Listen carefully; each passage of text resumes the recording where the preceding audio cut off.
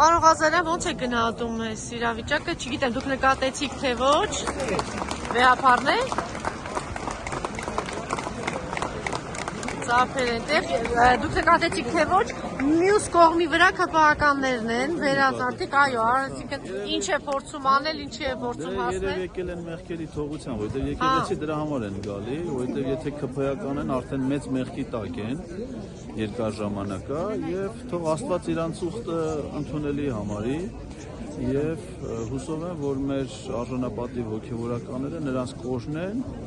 եւ նոր ճանապարհեն իրենց խաղաղ կյանքին եւ իրենք դարձի կգան։ Շատ են լինում մարդիկ, ովքեր որ շեղված են լինում, տարբեր չարագործությունների, չարախոսությունների ազդեցության տակ են լինում։ Եվ եթե քպեական են, արդեն Նիկոլ Փաշինյանի չար ոգու սպասավորներ են եղել, թող այսօր իրանց ուխտ ընդունելի լինի եւ դարձի գան։ Կհաջողի ինքը խոստացել է մինչև տարվա վերջ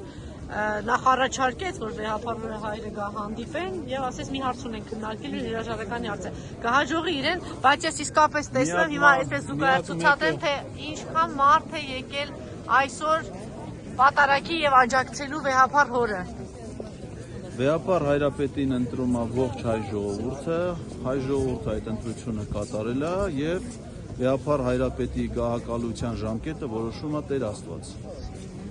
Եվ ուրիշ որևէ մեկը գոյություն չունի։ Իսկ եթե ինչ մեկը ասում է ես եմ Տեր Աստված։ Ինքը սատանան է, իսկ սատանան միշտ պարտվել է ասում եւ հուսով եմ, որ եթե ինքը հիմա նորից մարտի է դուրս եկել մեր Աստծո դեմ, ապա նույն պատժին կարժանանա, ոնց որ Աստծո դեմ երբևէ մարտի դուրս եկած բոլոր չար ուժերը։